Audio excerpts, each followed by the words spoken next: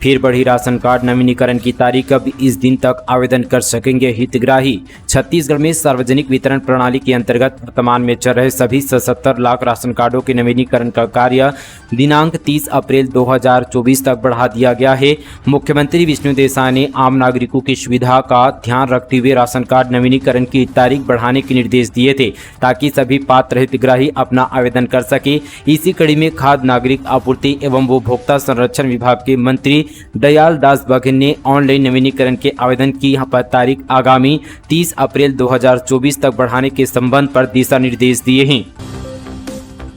छत्तीसगढ़ में इतने चरण में हो सकता है चुनाव। आज से लागू हो जाएगी आचार संहिता। जानिए क्या है निर्वाचन आयोग की तैयारी। निर्वाचन आयोग ने लोकसभा चुनाव 2024 के लिए पूरी तैयारी कर ली है और आज यहाँ पर चुनाव की तारीखों का ऐलान किया जाएगा। निर्वाचन आयोग की ओर से जारी नोटिफिकेशन के अनुसार चुनाव की तारीखों का ऐलान आज दोपहर 3 बजे किया जाएगा, यानी आज से ही पूरे देश में आचार संहिता लागू कर दी जाएगी। राजधानी में लाखों की डकैती। डिप्टी सीएम विजय शर्मा बोले, जल्द पकड़े जाएंगे आरोपी, सजा ऐसी मिले कि अपराध करने से पहले 100 बार सोचेंगे बदमाश।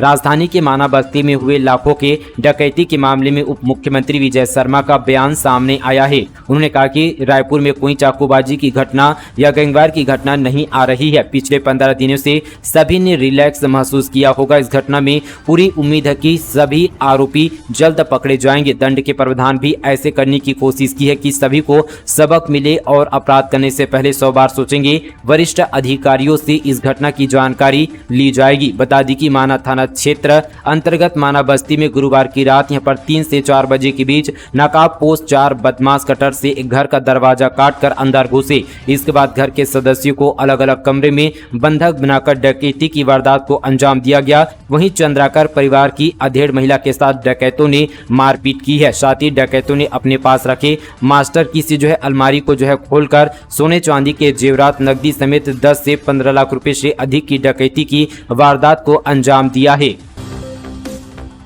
दफ्तर से गायब मिले 21 अधिकारी कर्मचारी। डीओ ऑफिस पहुंचे कलेक्टर। चेयर खाली देख भड़के असिस्टेंट डायरेक्टर और अपो सहित सभी को नोटिस जारी। बिलासपुर के जिला शिक्षा अधिकारी और कार्यालय में अफसर और कर्मचारियों की मनमानी चल रही है। यहां उनके आने और जाने का कोई टाइम नहीं है। बीते दिन कलेक्टर अवनीश सरन ने यहाँ पर दफ्तर का औचक निरीक्षण किया, तब कुर्सियां खाली देखकर उन्हें जमकर नाराजगी जताई। कांग्रेस हर महिला को साल में 1 लाख रुपए देगी। दीपक बैज बोले, केंद्र में कांग्रेस सरकार बनती ही एमएसपी को कानूनी दर्जा मिलेगा।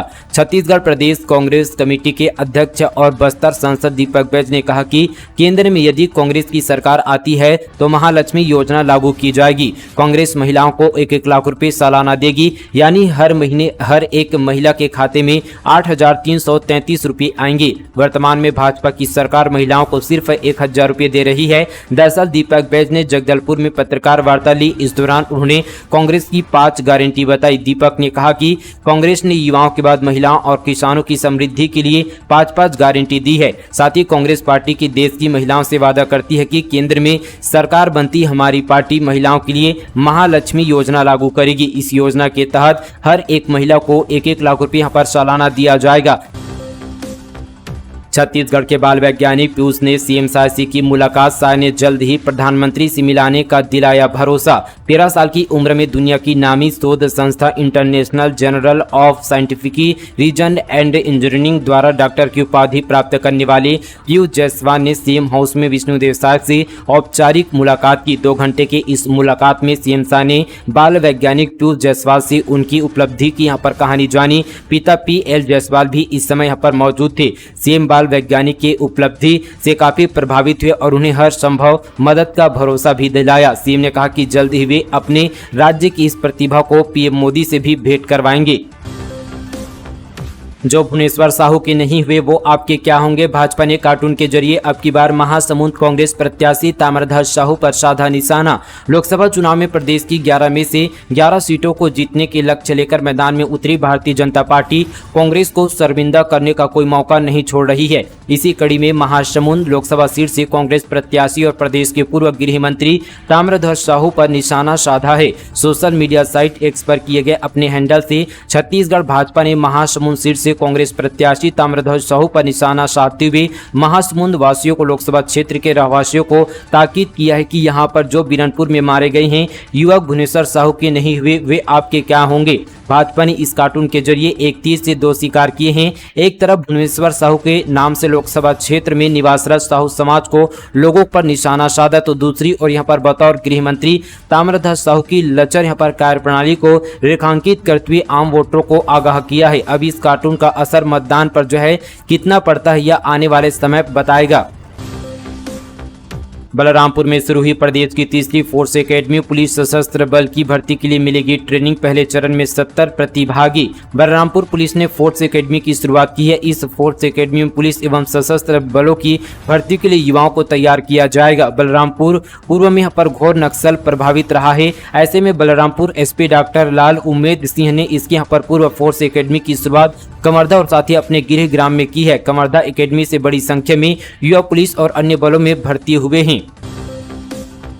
प्रधानमंत्री बस योजना, छत्तीसगढ़ के 4 शहरों को मिली 240 सिटी बसों की स्वीकृति। सीएम साहब बोले शहरी परिवहन में आएगी क्रांति। शहर में सार्वजनिक परिवहन के ढांचे को दुरुस्त करने के लिए केंद्र सरकार ने पीएम ई बस सेवा योजना प्रारंभ की है। इस योजना के तहत राज्यों को शहरों की जनसंख्या के आधार पर बसों की संख्या निर्धारित की गई है। इसके अनुसार रायपुर को 100, दुर्ग भिलाई को 50, बिलासपुर को 50 और कोरबा को 40। इस प्रकार छत्तीसगढ़ को कुल 240 ई बसों की स्वीकृति प्राप्त हुई है। भारत सरकार ने छत्तीसगढ़ राज्य के 4 प्रमुख शहरों रायपुर, दुर्ग, भिलाई, बिलासपुर और कोरबा को पीएम ई बस सेवा योजना के तहत इलेक्ट्रॉनिक बसों की संचालन की मंजूरी दी है। यह घोषणा न केवल छत्तीसगढ़ के लिए एवं यहाँ पर गौरवपूर्ण क्षण है, बल्कि पूरे देश के लिए एक मील का पत्थर भी है, जो प्रधानमंत्री नरेंद्र मोदी के स्वच्छ और हरित भारत के सपने को साकार करने में एक महत्वपूर्ण कदम है।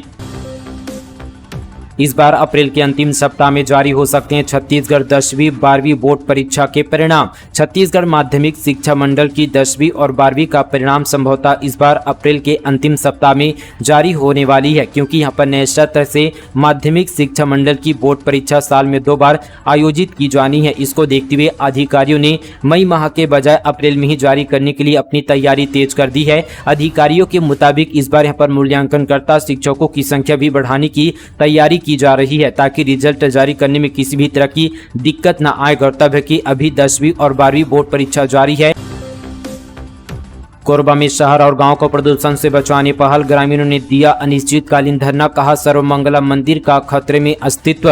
बढ़ते प्रदूषण और अन्य मांगों को लेकर श्रम सेवा भूमि स्थापित कामगार संगठन कोरबा ने भूख हड़ताल और अनिश्चितकालीन धरना प्रदर्शन किया। सर्वमंगला चौक पर हुए इस आंदोलन में कई गाँव के लोगों ने अपनी भागीदारी दिखाई। आंदोलनकारी का कहना है कि जिले में विकास तो हो, लेकिन हमको यहाँ पर विनाश से बचाया जाए, इसलिए यह आंदोलन किया जा रहा है। दरअसल सर्वमंगला मंदिर के आसपास कई गांव में निवासरत लोगों ने श्रम सेवा भूमि स्थापित कामगार संगठन के बैनर तले पूर्व घोषित भूख हड़ताल और अनिश्चितकालीन धरना दिया। संगठन से जुड़े लोगों ने बताया कि कोरबा की कुलदेवी सर्वमंगला के मंदिर का अस्तित्व खतरे में पड़ गया है।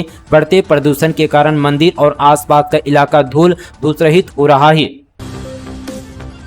शायद सरकार की बड़ी घोषणा, अब केंद्र के समान कर्मचारियों को मिलेगा महंगाई भत्ता।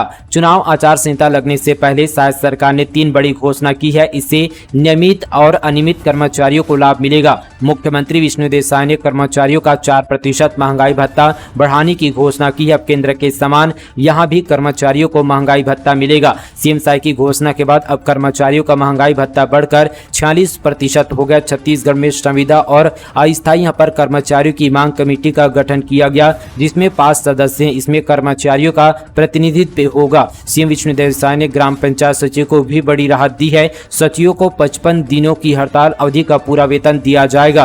पूर्व में हुए पत्रकारों की उत्पीड़न पर गृह सचिव की अध्यक्षता में कमेटी का भी गठन किया गया। यह कमेटी जांच कर सरकार को रिपोर्ट सौंपेगी। लोकसभा चुनाव के दौरान नहीं ले जा सकेंगे 50,000 से ज्यादा रकम। निगरानी दल के साथ फ्लाइंग स्क्वाड रखेगी नजर। लोकसभा चुनाव के दौरान गाड़ियों से बिना दस्तावेज के 50,000 से ज्यादा बड़ी रकम नहीं ले जा सकेंगे। यही नहीं, शराब का अवैध परिवहन, बिना दस्तावेज के प्रचार सामग्री, मतदाताओं को प्रभावित करने वाली संदिग्ध सामग्री व वस्तुओं का परिवहन, अनधिकृत बैनर, पोस्टर, प्रचार सामग्री, बिना अनुमति के प्रचार वाहन के खिलाफ भी नियमानुसार कार्रवाई की जाएगी। इसके अलावा अधिकृत मजिस्ट्रेट द्वारा FIR दर्ज कराया जाएगा। मंत्री लक्ष्मी राजवाड़े के टोकने के बाद भी करते रहे भूपेश बघेल सरकार का बखान। भाजपा जिला अध्यक्ष का वीडियो वायरल। सूरजपुर में भाजपा द्वारा प्रेस कॉन्फ्रेंस का आयोजन किया गया था, जिसमें प्रदेश की विष्णुदेव साय सरकार के पिछले 3 महीना के कार्यकाल के बारे में बताना था। इस कार्यक्रम में महिला विकास मंत्री लक्ष्मी राजवाड़े भी उपस्थित थी। इस दौरान मीडिया से बात करते हुए जिला अध्यक्ष बाबूलाल अग्रवाल की जुबान फिसल गई। दरअसल उन्होंने मुख्यमंत्री विष्णुदेव साय की जगह प्रदेश के कांग्रेस के पूर्व मुख्यमंत्री भूपेश बघेल का नाम ले लिया। बगल में बैठी महिला बाल विकास मंत्री लक्ष्मी राजवाड़े इस बात पर उन्हें टोका भी, लेकिन वह अपनी बातों को आगे जारी रखा। इस मुद्दे को लेकर कांग्रेस के पदाधिकारी यहां पर चुटकी ले रहे हैं, साथ ही यहां पर जिला अध्यक्ष को धन्यवाद दे रहे हैं। वहीं यह वीडियो अब सोशल मीडिया पर जमकर वायरल हो रहा है। छत्तीसगढ़ में हड़ताल पर जाने वाले 30,000 स्वास्थ्य कर्मियों को मिली राहत। प्रदेश सरकार ने जारी किया वेतन। छत्तीसगढ़ सरकार ने स्वास्थ्य विभाग के अधिकारियों और कर्मचारियों की काफी समय से लंबित एक बड़ी मांग को पूरा कर दिया है। इससे हड़ताल पर जाने वाले 30,000 अधिकारियों और कर्मचारियों को लाभ मिला है। छत्तीसगढ़ सरकार ने स्वास्थ्य विभाग के अधिकारियों और कर्मचारियों की काफी समय से लंबित एक बड़ी मांग को पूरा कर दिया है। इससे हड़ताल पर जाने वाले 30,000 अधिकारियों और कर्मचारियों को लाभ मिला। दरअसल राज्य में यहाँ पर 21 अगस्त 2023 से 12 सितंबर 2023 तक स्वास्थ्य विभाग के कर्मचारी और अधिकारी हड़ताल पर थे। इस अवधि का अवकाश और यहाँ पर रुका हुआ वेतन स्वास्थ्य मंत्री श्याम बिहारी जायसवाल के निर्देश पर जारी कर दिया गया है। इसका लाभ यहाँ पर प्रदेश के लगभग 30,000 स्वास्थ्य कर्मियों को मिला है। इस फैसले पर छत्तीसगढ़ हेल्थ फेडरेशन ने स्वास्थ्य मंत्री का आभार व्यक्त किया है। लोकसभा चुनाव बहिष्कार करने की अपील। अंतागढ़ में नक्सलियों ने बांधा बैनर। आरएसएस और प्रधानमंत्री नरेंद्र मोदी पर झूठे वादे करने का आरोप। कांकेर जिले के नक्सल प्रभावित इलाके में नक्सलियों ने बैनर बांधा है। नक्सलियों ने अंतागढ़ के पास अपनी उपस्थिति दर्ज कराई है। नक्सलियों ने लोगों से लोकसभा चुनाव का बहिष्कार करने की अपील की है। उन्होंने सड़क पर भी बैनर फेंके हैं। अंतागढ़ थाना क्षेत्र के कलगांव पुल पर नक्सलियों ने बैनर लगाकर चुनाव बहिष्कार करने की अपील की है। उन्होंने आरएसएस और प्रधानमंत्री नरेंद्र मोदी पर झूठे वादे कर लोगों को भ्रमित करने का आरोप भी लगाया है। बता दें कि नक्सलियों के खिलाफ लगातार ऑपरेशन चलाए जाने से वे बैकफुट पर हैं और लंबे समय से किसी बड़ी वारदात को अंजाम देने की फिराक पर हैं। प्राथमिक शाला में बच्चे खुद बनाते हैं मध्याह्न भोजन, पढ़ाने के लिए नहीं आते शिक्षक। वीडियो वायरल होने के बाद मचा हड़कंप। बलरामपुर जिले के विकासखंड कुसमी के ग्राम पंचायत छाताकोना में एक प्राथमिक स्कूल की हालत के बारे में जानकर आप भी हैरान हो जाएंगे। यहाँ शिक्षक महीने में 1 या 2 बार से ज्यादा नहीं आते। आलम यह कि स्कूल में आने वाले बच्चों को खुद ही यहाँ पर मध्याह्न भोजन बनाना पड़ता है। बच्चों की देखरेख यहाँ पर एक स्वीपर के भरोसे, और जब भी यहाँ पर स्वीपर नहीं आते तो वह अपनी बेटी को यहाँ पर भेज देते हैं।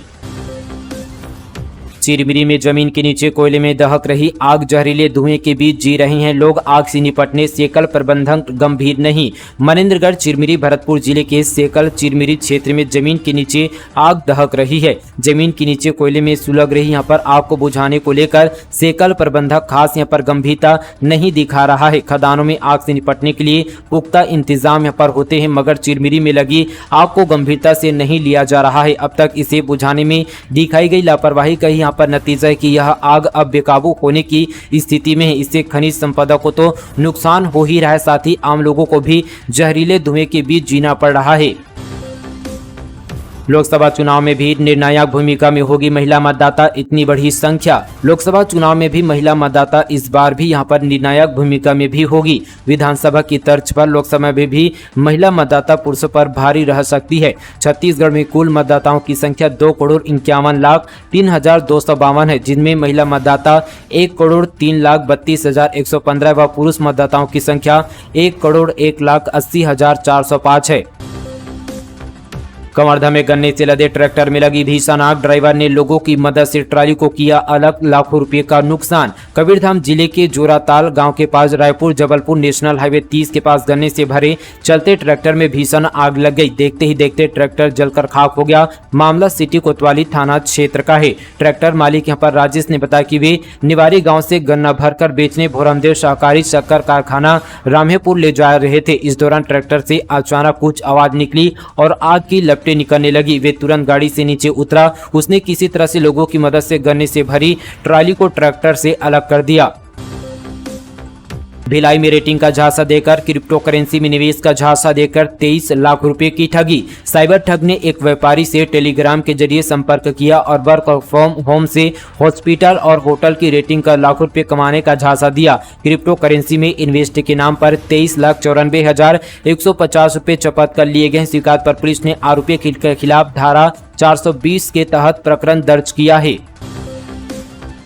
छत्तीसगढ़ की श्री रामलला दर्शन योजना के खिलाफ हाईकोर्ट में याचिका। पिटिशनर की दलील योजना धर्मनिरपेक्षता सिद्धांत के विपरीत एससी ने फैसला सुरक्षित रखा। छत्तीसगढ़ सरकार की श्री रामलला दर्शन योजना के खिलाफ हाईकोर्ट में जनहित याचिका दायर की गई है। याचिका में सरकार की योजना को संविधान के धर्मनिरपेक्षता सिद्धांत के खिलाफ बताया गया है। डिवीजन बेंच ने मामले की सुनवाई के बाद फैसला सुरक्षित रख लिया है। राज्य सरकार ने हाल ही में छत्तीसगढ़ वासियों को अयोध्या धाम ले जाकर रामलला दर्शन कराने और साथ ही वापस लाने के लिए योजना शुरू की है। इसके लिए स्पेशल ट्रेन चलाई जा रही है। इस योजना को बंद कराने की मांग को लेकर हाईकोर्ट में जनहित याचिका दायर की गई है।